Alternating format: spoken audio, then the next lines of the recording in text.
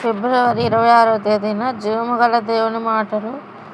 Mark సువార్త 12వ అధ్యాయము 13వ వచనం నుంచి 17వ వచనం వరకు. వారు మాటలలో ఆయనను సిగ్గుపరచవలెనని పరిసయ్యులను హేరోదీయులను కొందరిని ఆయన యొద్దకు పంపిరి. వారు వచ్చి, బోధకుడా, నీవు సత్యవంతుడవు, నీవు ఎవనిని లక్ష్యపెట్టు వాడవని మేము ఎరుగుదుము. నీవు మోమాటము లేని వాడవై దేవుని మార్గం సత్యముగా బోధించువాడవు. కైసరుకు పన్నిచ్చుట న్యాయమా కాదా?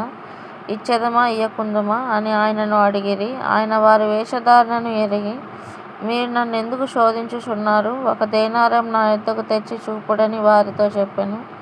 వారు తెచ్చిరి. ఆయన ఈ రూపమును పైవ్రాతయు ఎవరివని వారిని అడుగగా, వారు కైసరవనిరి. అందుకు యేసు, కైసరువి కైసరునకును, దేవునివి దేవునికిని చెల్లించుడని వారితో చెప్పగా, వారు ఆయనను గూర్చి బహుగా ఆశ్చర్యపడిరి.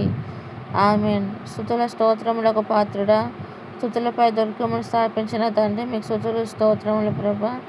అయా యేసయ్యా, ఈ దినం ప్రభా, అయా ఈ వాక్యము ప్రభా ధ్యానించి ఉండగా ప్రభా, అయా తండ్రి తండ్రి తండ్రి మీ మాటల్లోని అయా తండ్రి అర్థాలను భావాలను అంతా కూడా ప్రభా మీ బిడ్డలందరూ కూడా నాయనా అయా సులువుగా అర్థం చేసుకొని మీ ఆజ్ఞల ప్రకారం జీవించి మీ దగ్గర మంచి పేరు తెచ్చుకొని అయా పరలోక రాజ్యంలో ప్రభా ప్రతి ఒక్కరు ఏ ఒక్కరు మిస్ కాకుండా ఉండేలాగున మీరు ఆశీర్వదించి దీవించమని, రాబోయే శోధన కాలంలో మీ బిడ్డలందరినీ కాపాడమని నజరేయుడైన యేసుక్రీస్తు నామములో తండ్రి అడిగి వేడుకుంటున్నాం ప్రభా.